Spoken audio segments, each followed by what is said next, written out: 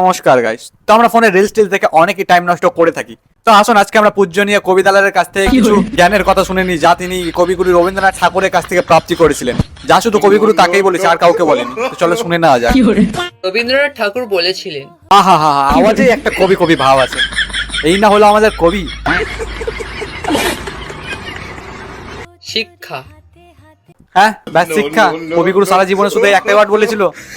কবি দালাল তুমি একটা জ্ঞান নিয়ে আসলে, ওটাও আবার অর্ধেক অর্ধেক না, শুধু প্রথম লাইন।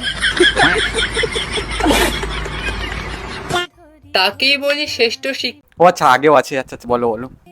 তাকেই বলি শ্রেষ্ঠ শিক্ষা, যা কেবল তথ্য দেয় না, আমাদের জীবনকে সমস্ত অস্তিত্বের সাথে ওই তোমার কবিতাটা আমার মাথার উপর দিয়ে যাচ্ছে একটু একটু। বলো তাহলে, লাস্টে আশা করি বুঝতে পারবো। সমস্ত অস্তিত্বের সাথে সমাজ সম্পূর্ণ করে তোলে। এখন বুঝতে পারলাম আমাদের স্কুলে বাংলা বইয়ে এত কেন চাপ দিত, ব্যাকরণ ট্যাকরণ। আর আমরা ছোটবেলা ভাবতাম বাংলা বই তো আছে, নর্মাল ভাবে পড়ালেই হয়, এত কঠিন কঠিন শব্দ পড়ানোর কি দরকার।